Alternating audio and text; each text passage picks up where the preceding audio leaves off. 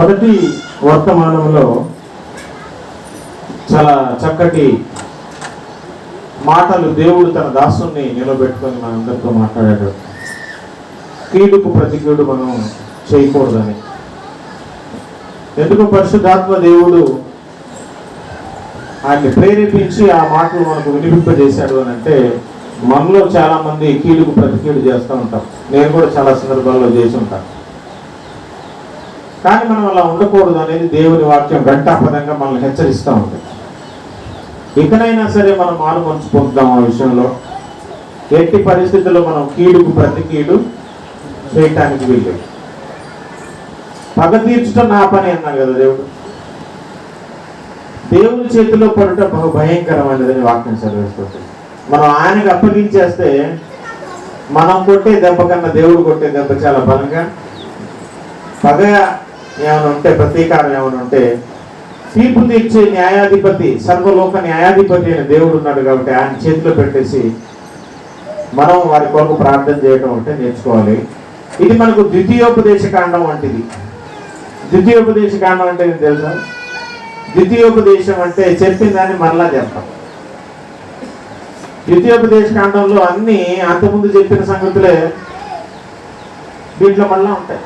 ఇశ్రాయేలుకి ఐగుప్తు నుంచి బయలుదేరారు ఇశ్రాయేలీలు, 6 లక్షల కాల్బలం. వాళ్ళందరూ అరణ్యంలో చచ్చిపోయారు కదా. ఇద్దరు మిగిలేరు. ఎవరు వాళ్ళు చెప్పండి? యెహోషువ, కాలేబు. మిగతా వాళ్ళందరూ చచ్చిపోయారు. మరి యెహోషువ, కాలేబుతో పాటు అంటే ఐగుప్తు నుంచి బయలుదేరిన వాళ్ళందరూ చచ్చిపోయారు, ఇద్దరు తప్ప. కానీ అరణ్యంలో వాళ్ళ పిల్లలు పుట్టి పెద్దోళ్ళు అయ్యారు.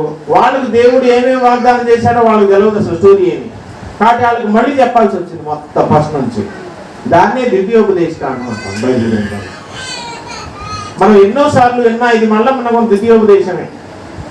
కీడులకు ప్రతి కీడు మనం చేయకూడదు. చాలా చక్కటి వర్తమానం అది. నేనైతే ఈ విషయంలో మారుమనసు పొందుతున్నా. ఈరోజు నా జీవితంలో ఇంకెవరికి కూడా కీడుకు నేను ప్రతి కీడు చేయకూడదు. వాళ్ళు చేయకపోయినా నేను చేయకూడదు. కీడుకు ప్రతి కీడు కాదు, వాళ్ళకి మనకు కీడు చేయకపోయినా మనం చేయకూడదు. చాలా మంచిది. మరి చాలా తక్కువ సమయం, కొద్దిసేపు మనం దేవుని మాటలు, ఒక అర్ధగంట మాత్రమే దేవుని మాటలు మనం ధ్యానం చేద్దాం. మరి నేటి సందేశానికి మూల వాక్యంగా పరిశుద్ధ బైబిల్ గ్రంథంలో అంటే మొదటి కొరింథీ పత్రిక 15వ అధ్యాయము 38 నుంచి 44 వరకు నేనే చదువుతాను. దయచేసి చిత్తగించండి. బైబిల్ ఉన్నవారు నాతో పాటు తెరిచి జాగ్రత్తగా చూడండి. మొదటి కొరింథీలకు రాసిన పత్రిక 15వ అధ్యాయం 38 నుంచి 44 వరకు నేనే చదువుతాను. అయితే దేవుడే తన చిత్త ప్రకారము నీవు విత్తన దానికి శరీరమునిచ్చును, మరియు ప్రతి విత్తనమునకు దాని శరీరము ఇచ్చుచున్నాడు. మాంసమంతయు ఒక విధమైనది కాదు. మనుష్య మాంసము వేరు, మృగ మాంసము వేరు, పక్షి మాంసము వేరు, చేప మాంసము వేరు. మరియు ఆకాశ వస్తు రూపములు కలవు, భూవస్తు రూపములు కలవు. ఆకాశ వస్తు రూపములు మహిమ వేరు, భూవస్తు రూపములు మహిమ వేరు. సూర్యుని మహిమ వేరు, చంద్రుని మహిమ వేరు, నక్షత్రముల మహిమ వేరు. మహిమను బట్టి ఒక నక్షత్రమునకు మరి ఒక నక్షత్రమునకు భేదము కలదు కదా. మృతుల పునరుద్ధానమును అలాగే. శరీరము క్షయమైనదిగా విత్తబడి అక్షయమైనదిగా లేపబడును. ఘనహీనమైనదిగా విత్తబడి మహిమ గలదిగా లేపబడును. బలహీనమైనదిగా విత్తబడి బలమైనదిగా లేపబడును. ప్రకృతి సంబంధమైన శరీరంగా విత్తబడి ఆత్మ సంబంధమైన శరీరంగా లేపబడును. ప్రకృతి సంబంధమైన శరీరం ఉన్నది కనుక ఆత్మ సంబంధమైన శరీరం కూడా ఉన్నది. ఇక్కడ చదువుబడిన లేఖన భాగం చాలా చాలా ప్రాముఖ్యమైనది. ప్రతి క్రైస్తవ విశ్వాసి తెలుసుకొని తీరవలసినది. ఏంటి అని అంటే, క్రైస్తవులుగా మనకందరికీ ఒక నిరీక్షణ ఉన్నది. ఒక దాని కొరకు మనం అందరం ఎదురు చూస్తున్నాం. ఏంటది అని అంటే, చనిపోయిన తర్వాత మనం మహిమ దేహాలతో, ఈ మట్టి దేహము కాకుండా అక్షయమైన దేహము, నాశనము లేని దేహము, మహిమ కలిగిన దేహము, ఆత్మ సంబంధమైన దేహము, శరీరం దేహం అంటే అటువంటి శరీరంతో మనం అందరం లేపబడాలి. నిత్యత్వం అంతా యుగయుగాలు దేవుని సన్నిధిలో పరలోక రాజ్యంలో ఎగిరి గంతులేస్తూ ఆనందిస్తూ ఉండాలనేదే మనందరి పెద్ద కోరిక. మనం నశించి నరకానికి వెళ్ళిపోకూడదు, అగ్నిగుండంలో పడిపోకూడదు, యుగయుగాలు కేకలేస్తూ ఉండకూడదు. మహిమ దేహాలను ధరించిన వారై పరలోక రాజ్యంలో నిత్యము దేవుని కళ్ళెదుట ఆనందపడాలి. మనము, మన బిడ్డలు, మన భర్త, మన భార్య, మన కుటుంబం అనేది మన గొప్ప నిరీక్షణ, క్రైస్తవుల యొక్క గొప్ప నిరీక్షణ. నేను రేపో ఎల్లుండో అవతల ఎల్లుండో ఏదో ఒక రోజున చచ్చిపోతాను, కానీ ఏదో ఒక దినాన యేసు వచ్చాక నేను లేస్తాననే గొప్ప ధైర్యం, నిరీక్షణతో మనం బ్రతుకుతాం. అయితే లేస్తున్న మనం మనకున్న శరీరాలు ఎటువంటి శరీరాలతో లేస్తాము అనే జ్ఞానం మనకందరూ కలిగి ఉండాలి. ఇక్కడ ఈ 15వ అధ్యాయంలో ఉన్న గొడవను పౌలు గారు పరిష్కరిస్తూ ఉన్నాడు. అక్కడ ఒక సందేహం ఏర్పడింది కొంతమంది మనస్సులో, ప్రశ్న ఉత్పన్నమైంది. అక్కడ ఆ ప్రశ్నకు జవాబుగా ఇదంతా పౌలు భక్తుడు చెప్తా ఉన్నాడు. ఏంటి ఆ ప్రశ్న అంటే చూడండి, 12వ వచనంలో క్రీస్తు మృతులలో నుండి లేపబడి ఉన్నాడని ప్రకటింపబడుచుండగా మీలో కొందరు మృతుల పునరుద్ధానము లేదని ఎట్లు చెప్పుతున్నారు. ఇది కొరింథీ సంఘానికి రాస్తున్నారు. కొరింథీ సంఘంలోనే కొంతమంది ఉన్నారు, వీళ్ళు అన్యులు కాదు, బయట వాళ్ళు కాదు. కొరింథీ సంఘంలో కొంతమంది విశ్వాసులు ఏమని మాట్లాడుకుంటారంటే మృతులకు పునరుద్ధానం లేదని, మనం చచ్చిపోయిన తర్వాత తిరిగి లేచేది లేదని. పౌలు గారు అంటున్నారు, ఒకవైపు యేసు లేచాడు, మనల్ని కూడా రేపు లేపుతాడు ఆయన వచ్చినప్పుడు అని మేము ప్రకటిస్తూ ఉంటే మీలో కొంతమంది ఏమని బయలుదేరారు, అసలు మృతుల పునరుద్ధానమే లేదని బయలుదేరుతున్నారు. అలాగైతే క్రీస్తు చనిపోయింది వ్యర్థమే కదా అని చెప్తూ చూడండి 23వ వచనంలో వచ్చేపాటికి ఏమంటున్నాడంటే ప్రతి వాడును తన వరుసలోనే బ్రతికింపబడును, ప్రథమ ఫలము క్రీస్తు, తరువాత క్రీస్తు వచ్చినప్పుడు ఆయన వారు బ్రతికింపబడుదురు. క్రీస్తు వచ్చినప్పుడు ఎవరు బ్రతికింపబడతారు? ఆయన వారు అంటే పరిశుద్ధులు. ఆయన వారు అంటే లోకంలో ఉన్న వాళ్ళందరూ కాదు, ఆయన వారు పరిశుద్ధులు, ఆయన వారు, ఆయన రక్తంలో కడగబడిన వారు, ఆయన వారు నూతన జన్మ పొందిన వారు, ఆయన వారు. యేసు ఆల్రెడీ లేచాడు, ఆయన గురించి మేము ప్రకటిస్తున్నాం. ఆయన వెళ్ళిపోయాడు కూడా, తిరిగి రెండోసారి ఆయన వచ్చినప్పుడు ఆయన వారు బ్రతికింపబడతారు. ప్రతి వాడు తన వరుసల్లోనే బ్రతికింపబడతాడు. ఇట్టి గొప్ప నిరీక్షణ కలిగి మనం బ్రతుకుతున్నాం. కొంతమంది అంటారు, మరి ఒకవేళ పునరుద్ధానం ఉంటే మరి అది ఎలాగుంటే ఎలాంటి శరీరాలతో వస్తారు, మృతులు ఎట్లు లేస్తారు, వాళ్ళు ఎట్టి శరీరంతో వస్తారని ప్రశ్నల భయమైపోయింది. అంతా కన్ఫ్యూజన్ ఉంది సంఘంలో, గందరగోళం ఏర్పడింది. రెండు తలంపుల మధ్య కోర్టు పెట్టేస్తా ఉన్నారు. అప్పుడు ఇక పౌలు గారు వాళ్ళకు క్లారిటీ ఇవ్వాలనే ఉద్దేశంతో ఒక ఉదాహరణను ఎత్తుకున్నాడు. నువ్వు విత్తే గోధుమ గింజ గురించి మాట్లాడుతున్నాడు. నువ్వు ఉట్టి గింజనే విత్తుతున్నావు కదా, పుట్టబోయే శరీరమును విత్తట్లేదు కదా. నువ్వేమో గింజను విత్తావు, అదేమో మంచి పచ్చడి శరీరంతో బయటకు వచ్చింది. దీని గురించి చెప్తూ చాలా అద్భుతమైనటువంటి ఒక మాటను పౌలు భక్తుడు, ఒక మర్మాన్ని, భావగర్భితంగా చెప్పబడిన ఒక మర్మాన్ని ఇక్కడ పౌలు భక్తుడు చెప్తున్నాడు. దాన్ని మనం తెలుసుకునే ప్రయత్నం చేద్దాం పరిశుద్ధాత్మ దేవుని సహాయంతో. 38వ వచనం నేను చదివిన మాట మళ్ళీ చదువుతున్నాను. దేవుడే తన చిత్త ప్రకారం నీ విత్తడానికి శరీరము ఇచ్చును, మరియు ప్రతి విత్తనమునకు దాని శరీరము ఇచ్చుచున్నాడు. మాంసమంతయు ఒక విధమైనది కాదు.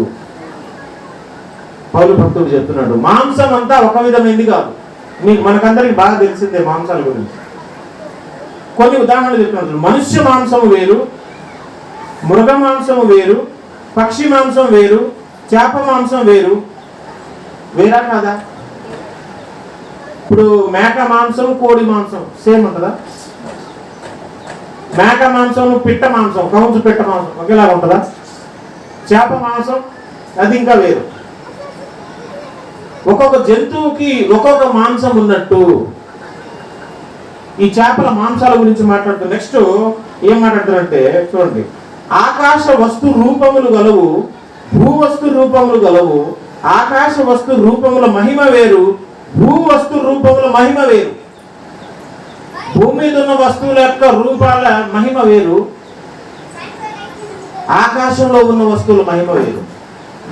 ఇప్పుడు అక్కడ చంద్రుని మహిమ వేరు, కింద చెప్తున్నాడు చూడండి. ఆకాశంలో సూర్యుని మహిమ వేరు, చంద్రుని మహిమ వేరు, నక్షత్రాల మహిమ వేరు. ఇప్పుడు సూర్యుడు తెల్లగా ఉదయిస్తాడా, చంద్రుడు బాగా సూర్యుడి కంటే తెల్లగా ఉంటుందా? ఎవరి వెలుగు బాగా తెల్లగా ఉంటుంది, ఎక్కువ వేడిగా ఉంటుంది చెప్పండి? సూర్యుడిదే బాగా కాంతివంతంగా ఉంటుంది, చంద్రుడిది కొంచెం డిమ్ముగా ఉంటుంది. నక్షత్రాలు దూరంలో ఉన్నాయి కాబట్టి మనకు కొంచెం డిమ్ము కనపడుతున్నాయి, కానీ సూర్యుని కంటే బాగా వెలిగేది నక్షత్రాలు. అన్నిటికంటే ఎక్కువ వెలిగించేది నక్షత్రాలు, తర్వాత కొంచెం తక్కువ వెలిగించేది సూర్యుడు, ఇంకా కొంచెం తక్కువ ఇచ్చేది చంద్రమామ చంద్రుడు. వాటి యొక్క చూడండి మహిమ వేరు అని చెప్తూ, మహిమను బట్టి ఒక నక్షత్రమునకు మరి ఒక నక్షత్రమునకు భేదము గలదు. నక్షత్రాల్లో కూడా మళ్ళీ అన్ని సమానం కావు. ఒక నక్షత్రం బాగా వెలిగిద్దంట, ఇంకో నక్షత్రం కొంచెం డిమ్ము వెలిగింది, ఇంకోటి ఇంకొంచెం ఎక్కువగా వెలిగింది. నక్షత్రాల్లో కూడా వాటి మహిమ వేరు. మహిమను బట్టే నక్షత్రానికి ఇంకో నక్షత్రానికి భేదం ఉంది. దేన్ని బట్టి భేదం ఉంది? నక్షత్రాల్లో వాటి యొక్క వెలుగును మహిమను బట్టి వాటికి భేదం ఉన్నది. ఈ భేదాలన్నీ ఎందుకు చెప్తున్నాడు? ఒక్కొక్క జంతువుకి ఒక్కొక్క మాంసం ఉంది అని ఎందుకు చెప్తున్నాడంటే, ఈ మాంసాల్లో ఎలాగైతే భేదం ఉన్నదో జాగ్రత్త వినాలి. జంతువుల మాంసములలో భేదం ఎలాగున్నదో, ఆకాశ వస్తువుల మహిమలో భేదం ఎలాగున్నదో, భూ వస్తువుల మహిమలో భేదం ఎలాగున్నదో అని చెప్తూ 42వ వచనం, మృతుల పునరుద్ధానమును అలాగే, ఎలాగే పైన చెప్పినలాగే మృతుల పునరుద్ధానం కూడా అలాగే. అంటే ఎలాగే? అలాగే భేదం ఉండును. ఒక వస్తువుకి ఇంకో వస్తువుకి వాటి మహిమను బట్టి భేదం ఎలా ఉన్నదో, మృతుల పునరుద్ధానములో కూడా అందరూ పొందబోయే మహిమ శరీరానికి ఒకే మహిమ ఉండదు, వాటిల్లో భేదం ఉంటుంది. ఇది మనం నేర్చుకోవాల్సిన పాఠం. మహిమ శరీరాలు అందరికీ ఒకటే కాదు.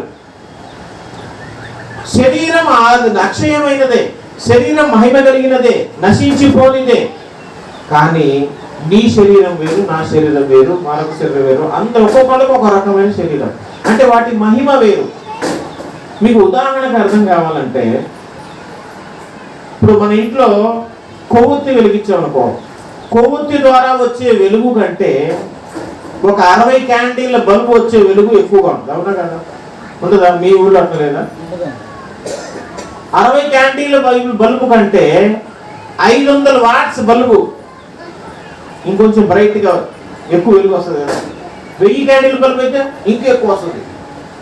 మరి 10,000 క్యాండిల్ బల్బ్ అయితే ఇంకెక్కువ వస్తుంది. అంటే వీటిల్లో వాటి వెలుగులో ఎలాగ భేదం ఉన్నదో, నీవు పొందబోయే మహిమ శరీరానికి, నేను పొందబోయే మహిమ శరీరానికి, వేరే వాళ్ళు పొందబోయే మహిమ శరీరానికి ఆ వెలుగు భేదం, మహిమ భేదం ఉంటుంది.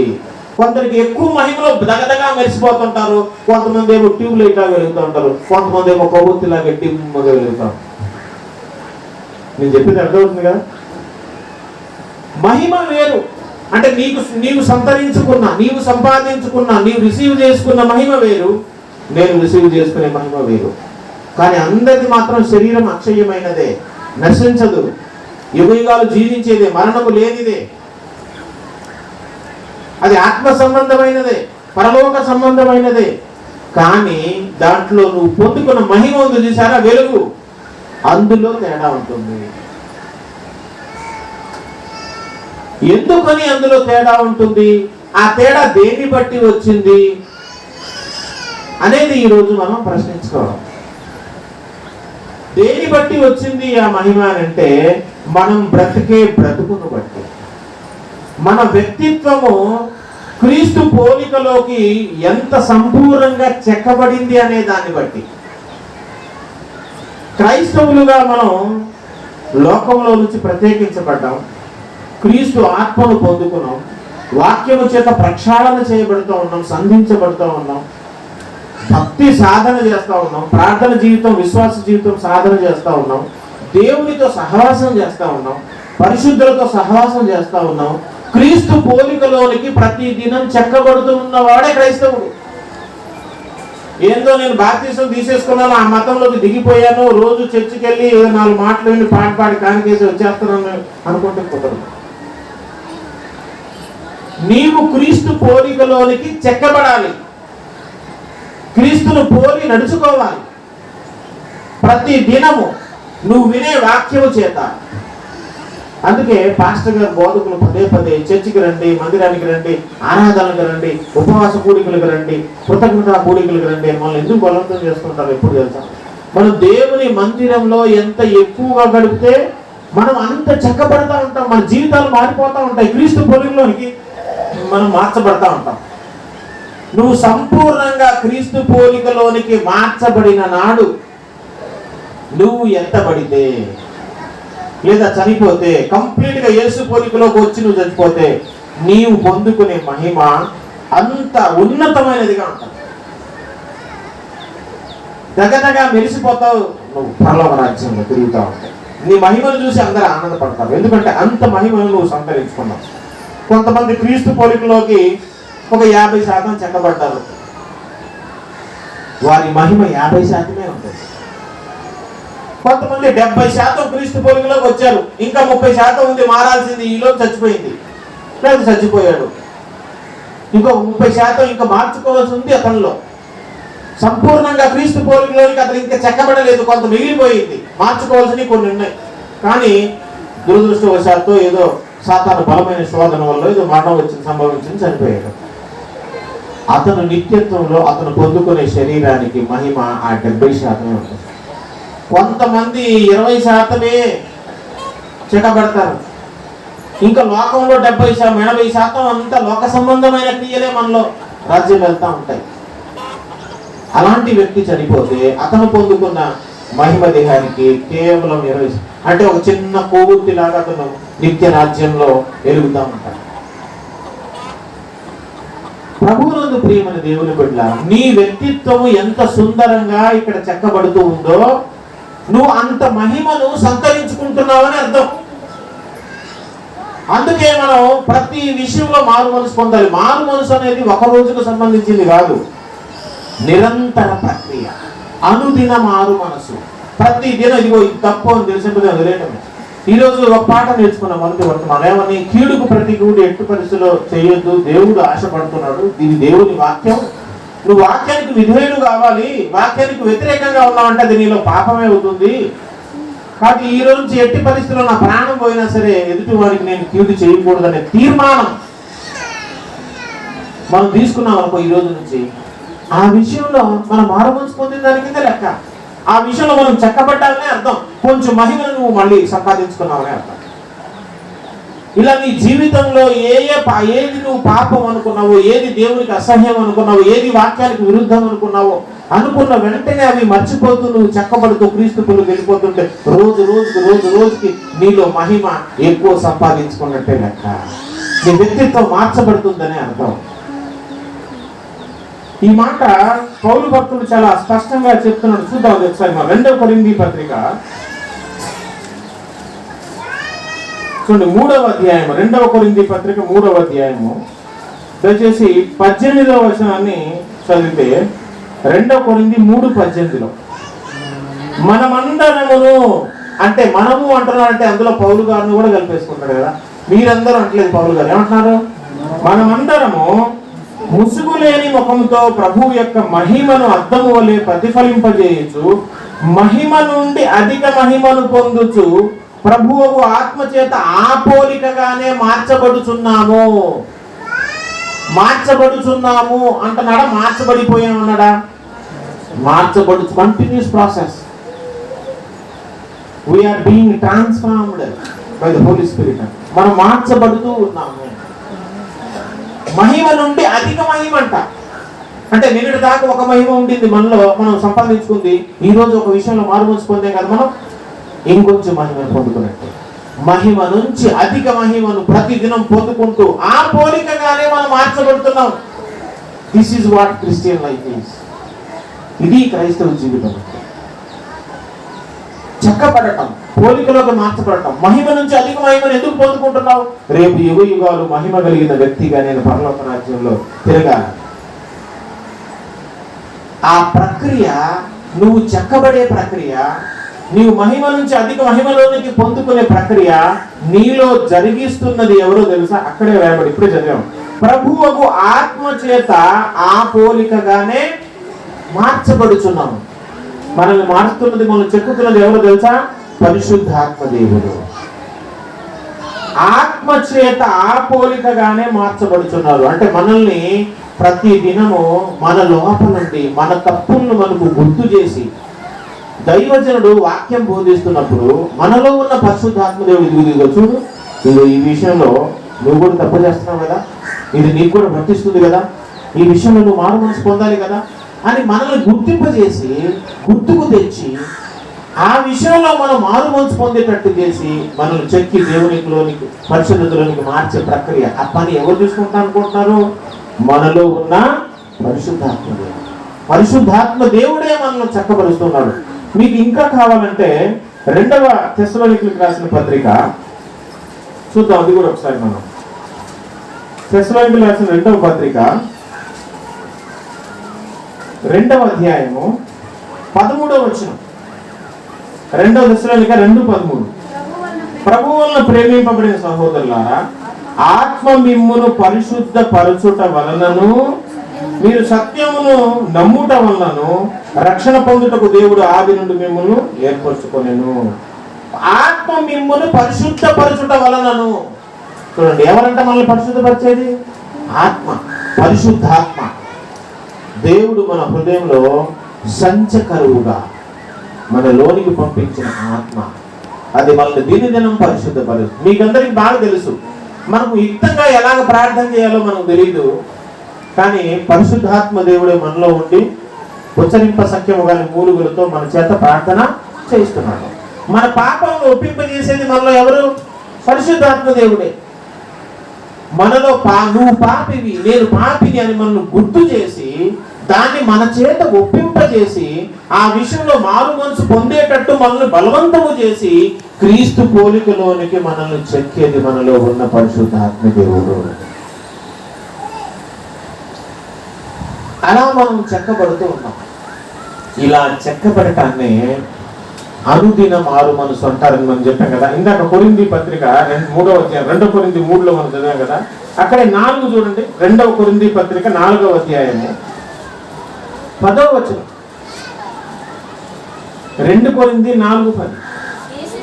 యేసు యొక్క జీవము మా శరీరమందు ప్రత్యక్ష పరచబడుటకై యేసు యొక్క మరణానుభవమును మా శరీరమందు ఎల్లప్పుడూ వహించుకొని పోతున్నాము. యేసు యొక్క మరణానుభవమును ఎల్లప్పుడూ మేము వహిస్తున్నాం అంటున్నాడు పౌలు భక్తుడు. యేసు ప్రభువు ఒకసారి చనిపోయాడు, కానీ మేము ప్రతిదినం చనిపోతున్నాం అంటున్నాడు. ఆ మరణానుభవాన్ని ప్రతిదినం వస్తున్నాం మేము. ఆ అనుభవం మాకు ప్రతి క్షణం ఎదురవుతుంది.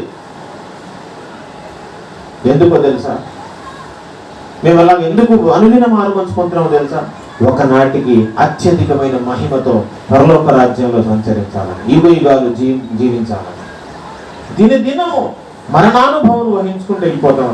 అదే 1 కొరింథీ పత్రికలో ఇందాక మనం చదివాం కదా, 15వ అధ్యాయం 31వ వచనంలో కూడా పౌలు భక్తుడు ఈ మాట అంటున్నాడు. 1 కొరింథీ పత్రిక 15:31లో, సహోదరులారా, మన ప్రభువైన క్రీస్తు యేసునందు మిమ్మును గూర్చి నాకు కలిగి ఉన్న అతిశయముతోడు నేను దినదినము చనిపోతున్నాను. ఏమవుతున్నాడు? దినదినము చనిపోతున్నాడు. దేని విషయంలో తెలుసా? మనల్లో ఉన్నటువంటి దేవునికి అయిష్టముగా లేని వాటి విషయంలో మనం దినదినము చచ్చిపోయిన వారమై ఉంటాం. అనుదిన బాప్తిస్మం అంటే ఇదే. బాప్తిస్మం అంటే పాతి పెట్టబట్టం అని అంటాం. ఇదిగో ఈ తప్పు నాలో ఉంది, ఈ రోజు నుంచి నేను పాతేస్తున్నాను, ఈ విషయంలో నేను బాప్తిస్మం పొందుతున్నాను, ఇక నుంచి ఇది నేను చెయ్యను అని తీర్మానం చేసుకోవటమే బాప్తిస్మం, అనుదిన బాప్తిస్మం.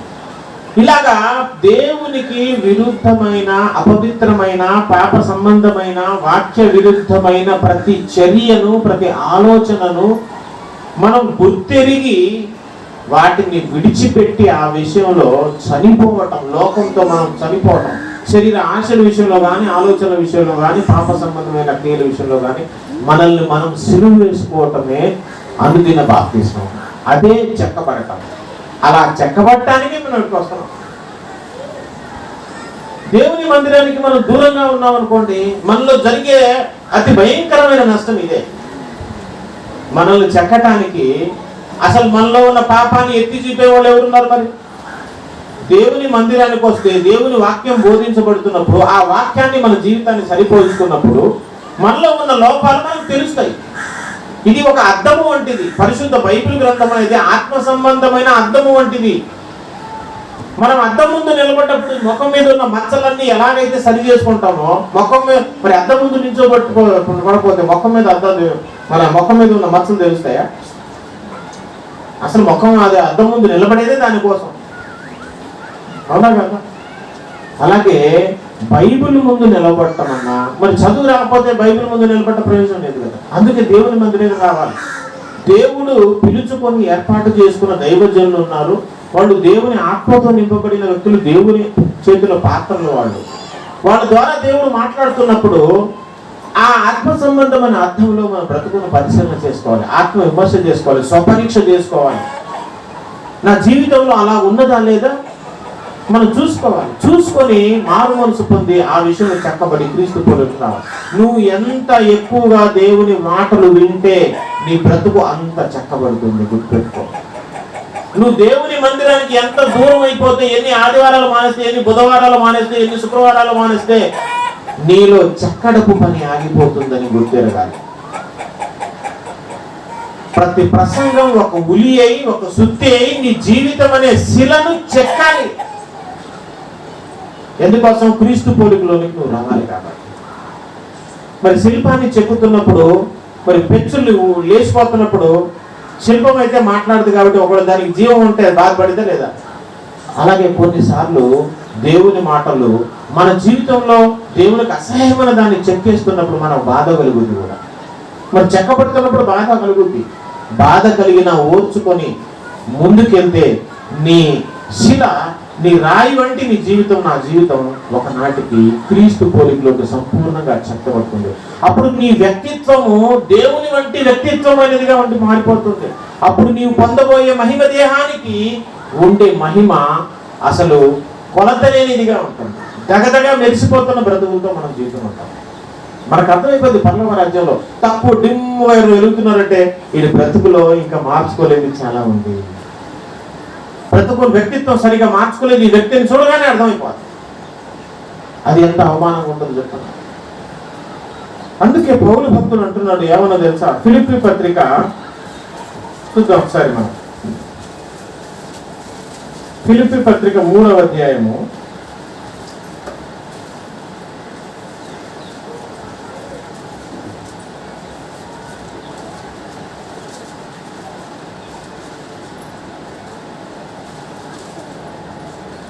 3వ అధ్యాయంలో చూడండి, 17వ వచనంలో పౌలు గారు ఏమంటుంది చూడండి.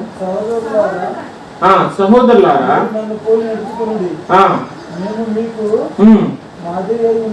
అది నన్ను పోలి నడుచుకోమంటున్నాడు. నన్ను పోలి నడుచుకోమంటున్న ఆయన ఒక మాట చెప్తున్నాడు 10వ వచనంలో. అక్కడే 10వ వచనంలో ఏమంటున్నాడు చెప్పండి.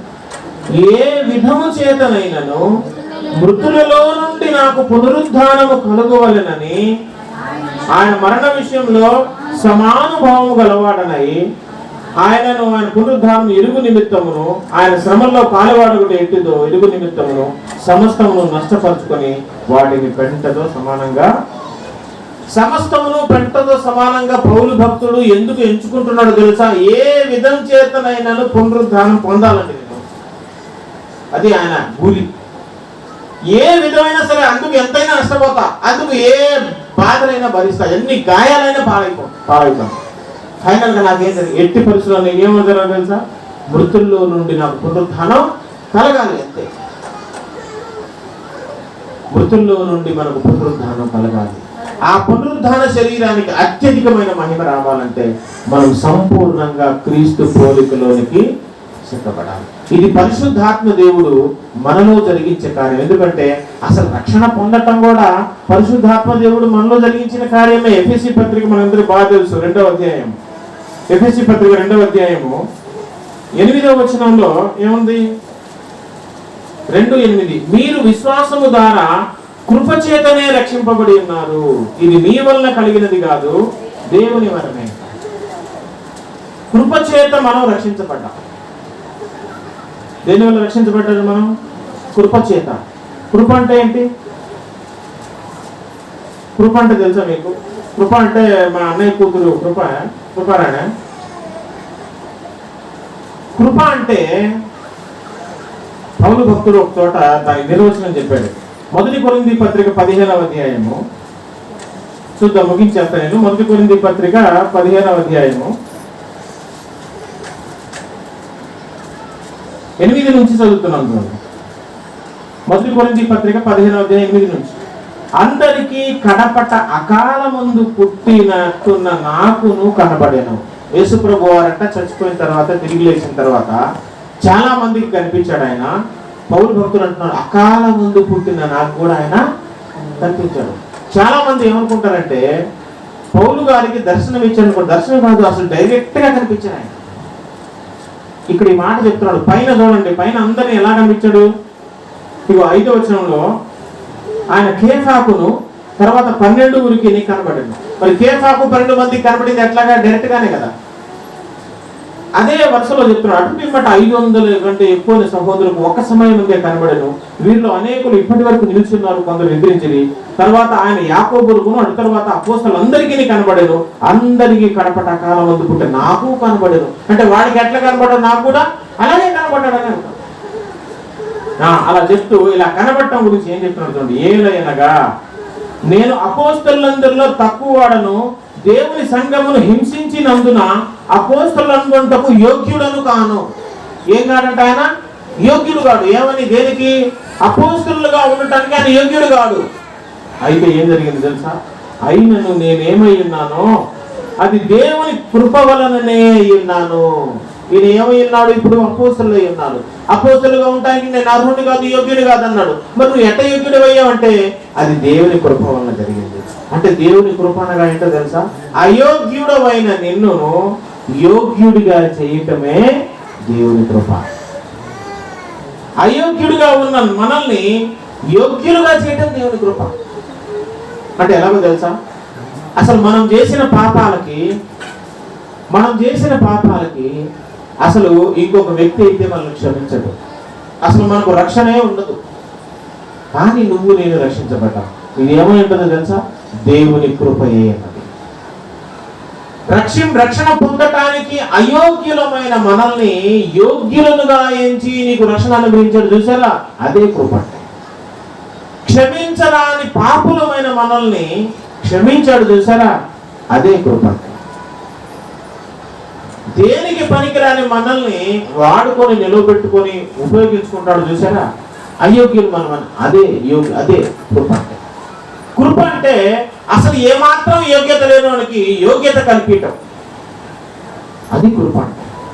పౌలు భక్తులు అంటున్నారు, ఆయన చేసిన పాపాలు, ఆయన చేసిన హింసలు దేవుని సంఘాన్ని ఎంత బాధ పెట్టాడో. నిజానికి నేను అపోస్తలుగా ఉండటానికి యోగ్యుని కాదండి, కానీ నేను ఏమై ఉన్నాను అది దేవుని కృప. మనం కూడా ఈరోజు రక్షణ పొంది ఇంత భాగ్యం అనుభవిస్తున్నాం కదా, ఇది దేవుని కృప. దేవుని కృప ఇదంతా. దేవుని కృప ద్వారా విశ్వాసం మూలంగానే మనం అందరం రక్షణ పొందుకున్నాం. అంత మాత్రమే కాదు, ఆ దినం మొదలుకొని ప్రతి దినం నిన్ను నన్ను చెక్కుతున్నది పరిశుద్ధాత్మ దేవుడు. నన్ను మలుచుతున్నది, పుటక వేస్తున్నది. పరిశుద్ధాత్మ అగ్నితో మనలో ఉన్న లోపాలను కాల్చివేస్తున్నది పరిశుద్ధాత్మ దేవుడు. చివరి వరకు, అంతం వరకు మనల్ని కాపాడి క్రీస్తు చేతిలో మనల్ని పెట్టేంత వరకు పరిశుద్ధాత్మ దేవుడు మనతోనే ఉంటాడు. అందుకే పాత నిబంధన గ్రంథంలో ఎలియాజరు పరిశుద్ధాత్మ దేవునికి సాదృశ్యం. ఇస్సాకుకు ఒక కుమార్తెను కావాలని, భార్య కావాలని ఆ దేశానికి వెళ్తాడు కదా, అబ్రహాము పూర్వీకులున్న దేశానికి. ఆ ఎలియాజరు వెళ్ళి రిబ్కాను ఆభరణాలతో సిద్ధం చేసుకొని ఒంటెల్ని ఎక్కించుకొని తిరిగి వస్తున్నప్పుడు ఇస్సాకు పొలంలో దేవుణ్ణి ధ్యానించడానికి వస్తున్నప్పుడు దూరం నుంచి చూసి అటు నుంచి పరిగెత్తుకొని వస్తాడు. ఇతన్ని వెళ్ళి ఇస్సాకు చేతిలో రెప్కాను ఇచ్చేస్తాడు. వాళ్ళిద్దరూ గుడారంలోకి, తల్లి గుడారంలోకి తీసుకొని వెళ్ళిపోతారు. ఇది దేనికి సాదృశ్యం అంటే సంఘం సిద్ధపరచబడి ఎత్తబడటానికి సాదృశ్యం. రెప్కా అంటే సంఘం. రెప్కాని ఆభరణాలతో సిద్ధం చేస్తున్నది ఎలియాజరు. ఇక్కడ నూతన నిబంధన ఎలియాజరు ఎవరంటే పరిశుద్ధాత్మ దేవుడు. సంఘాన్ని ఈరోజు సిద్ధపరుస్తున్నాడు, పరిశుద్ధపరుస్తున్నాడు, ఆభరణాలు ధరింపజేస్తున్నాడు. ఎందుకని? రేపు మధ్యాకాశంలో యేసయ్య దిగి వచ్చినప్పుడు అక్కడ ఇస్సాకు ఇంట్లో లేడు, పొలంలో ఉన్నాడు. ఇక్కడ కూడా తండ్రి ఇంటి నుంచి మధ్యాకాశంలో అనే పొలంలో యేసయ్య వచ్చినప్పుడు సిద్ధపరచబడి రెడీగా ఉన్న సంఘాన్ని తీసుకుని వెళ్ళి ఆయన భార్యను ఆయన చేతిలో పెట్టడం పరిశుద్ధాత్మ దేవుడు చేసే కార్యం. ఇది నూతన నిబంధన ఎలియాజరు పరిచర్య ఇది. కాబట్టి పరిశుద్ధాత్మ దేవుడు మనల్ని గద్దిస్తున్నప్పుడు, మన పాపాలను మనం గుర్తు చేస్తున్నప్పుడు, పరిశుద్ధాత్మ దేవుడు గొంతు నొక్కేయకుండా, అతన్ని దుఃఖపరిచి బరితెగించి పాపం చేయకుండా, మనం ప్రతి క్షణము గుర్తు చేసిన పాపాన్ని అక్కడే విడిచిపెట్టి పశ్చాత్తాపడి దేవుని పాదాలు పట్టుకొని నువ్వు నేను చెక్కబడితే రేపు మహిమలో అక్షయ శరీరం లేచిన తర్వాత మరి 1000 క్యాండిల్ కదా కోట్ల వాట్స్ బల్బుదాగా దగదగ మెరిసిపోతూ పరలోక రాజ్యంలో నిత్యము మనం ఆనందిస్తాం. అట్టి కృప దేవుడు మనకందరికీ అనుగ్రహించిన గాక. ఆమేన్.